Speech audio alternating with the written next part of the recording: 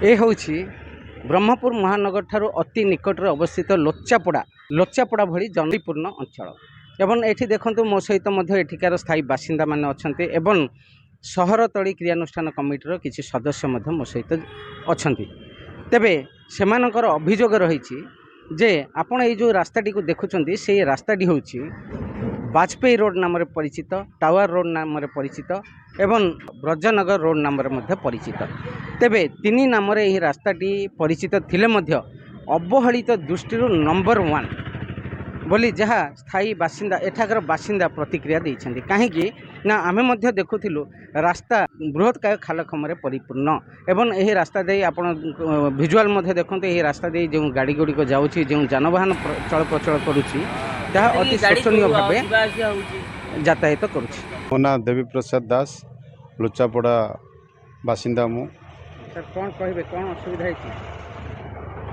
सबुठु विडंबनार विषय कि रोडटा मु जानिबार Brajanagar main road Vajpayee road किए किए कहते भाविनपुर मेन रोड बोली कहते आर तीन नाम ये परिचित आपण मोर पछपट देखुवे यहाँ गोटे tower line government land private land अच्छी ये बंध आकार हो गला ये एरिया समस्ते काचरा पाचरा पकईकि अवस्था शोचनीय।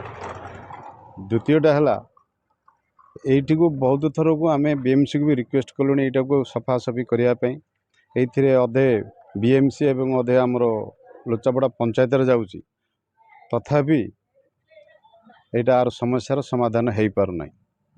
मो ना Durga Kumar like 17 number ward corporator बर्तमान ड्रेन काम सर देते से आज्ञा पैसा अच्छी फंड रे टेंडर नहीं वर्क ऑर्डर देते मात्र काम कर पारना कौन पे कर पारना तार सठिक उत्तर दे पारना से पचारे कहते हाँ करदे मु नवेदन आ कौन करी सब तो जोड़ नवेदन करते जल्दी काम हो संपूर्ण आम बहुत बहुत उपकृत हुए अंचलवासी सहित मु से मेयर मैडम को एवं कमिशनर मैडम को मध्य धन्यवाद जनाबू जिते जल्दी आप काम सरदेवे आम कृतज्ञ रो।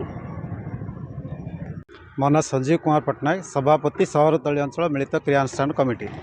देखो ये रोडटा जोटा आप कहते जो ड्रेन आमर भिजुआल आप नौ से आप देखिए जे रोडटा दीर्घ 10 वर्ष है अवस्था शोचनीय अवस्था जेठार अनेक समय लोक जीवा आसिया कर बहुत असुविधा होची गाड़ी मोटर आप देखु किभली दयनीय अवस्था आसुँच आप गाड़ी गले देह खराब होगा सहित बड़ी पेन होगा निश्चित है रास्तार जब जी आप गाड़ी भी खराब हो तो एक्सीडेंट भी अनेक समय हो छोट छोट पिलाने मेडिकल मुख्य रास्ता संजोग रही हजार हजार लोक जाते से लोक जीवा आसिया करूना जेहेतु रास्तार अवस्था आवा आसिया अवस्था ना तो से आम यहाँ को जो आरडी बुझुला ताको आम लगी पड़ी 2020 मसीह या हैंडओवर करूँ बीएमसी को बीएमसी या नेबार टेकन ओवर कर 4 वर्ष नहीं गला 2024 यहाँ टेकन ओवर है बीएमसी द्वारा तापर 2025 टेंडर है 3टा टेंडर होता है रोडटा करने जेहेतु यहाँ पंचायत जाऊँगी तेणु जो 3टा वार्ड ये लगी अच्छी एपट देखो आप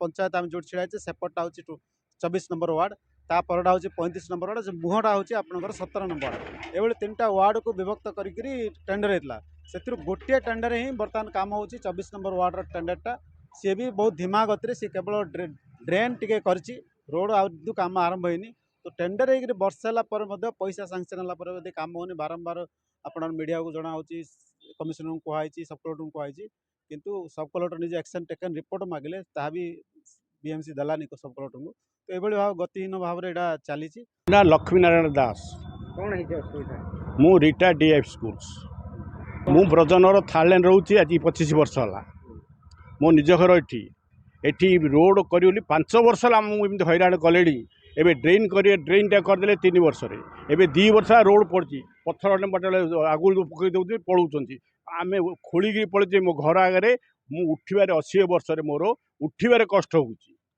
मु डायरेक्टर अर्बन डायरेक्टर को जनइली अर्बन डायरेक्टर कमिशनर जनइले कमिशनर मत 3 थर फोन कले तापर एक्जुट मु टेक्निकल लोक पठेले सी पठाऊँ टेक्निकल लोक पठाऊँ एक्जुट पलैले बुली पड़े असिस्टेंट इंजीनियर आसिले बुली पड़े तार वार्ड सरकार आसला बुली पड़ेगा बेस आसिले ये कणाटे करदे पलैले पानी जावाई कणाटे करदे पलैले ये मटी खोड़ी नहीं मुझे उठी पानी घर को आज 2 वर्ष है मोर आंठू ठूरी ଏମିତି ହଇରାଣ କରୁଛନ୍ତି। କେତେ କହିଲେ ଶୁଣୁନାହାନ୍ତି।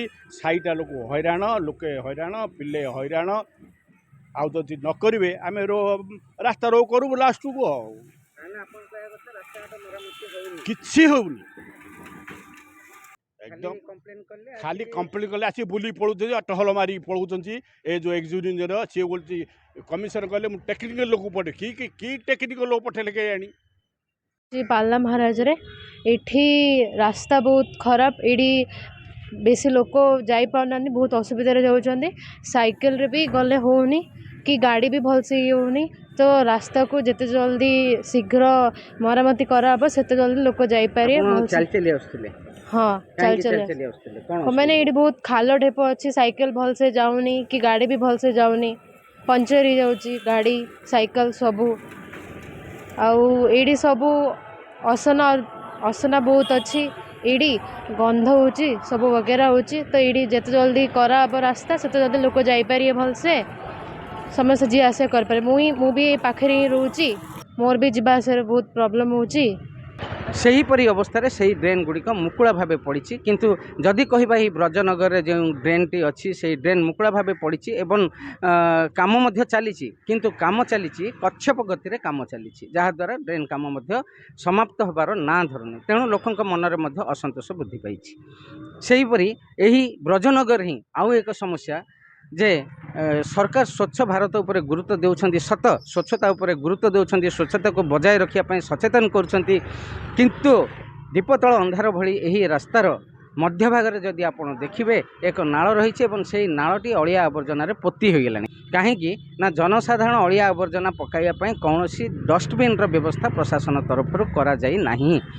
ନିକଟରେ ଲୋଚାପଡ଼ା ପଞ୍ଚାୟତ ରହିଛି ଏବଂ ବର୍ତ୍ତମାନ ଯଦି କହିବା ପୂର୍ବରୁ ଏହା ପଞ୍ଚାୟତ ଅଧୀନରେ ଯାଉଥିବା ବେଳେ ବର୍ତ୍ତମାନ ମହାନଗର ନିଗମ ଅଧୀନରେ ଯାଉଛି ଏ ଏରିଆଟି। କିନ୍ତୁ ନା ପଞ୍ଚାୟତ ଏହା ଉପରେ ଗୁରୁତ୍ୱ ଦେଉଛି, ନା ମହାନଗର ନିଗମ ଏହା ଉପରେ ଗୁରୁତ୍ୱ ଦେଉଛି। କେହି ବି ଏହା ଉପରେ ଗୁରୁତ୍ୱ ଦେଉନାହାନ୍ତି। ତେଣୁ ଜନସାଧାରଣ ହନ୍ତସନ୍ତ ହେବା ଛଡ଼ା ସେମାନଙ୍କର ଆଉ କୌଣସି ପନ୍ଥା ହିଁ ନାହିଁ। ତେବେ ବର୍ତ୍ତମାନ ପ୍ରଶ୍ନ ଉଠୁଛି ଏହି ସବୁ ସମସ୍ୟାର ଅନ୍ତ ହେବ କେଉଁଦିନ? ସଞ୍ଜୟ କୁମାର ବିଶ୍ୱାଳଙ୍କ ରିପୋର୍ଟ, ଦ ପବ୍ଲିକ୍ ମିଡ଼ିଆ।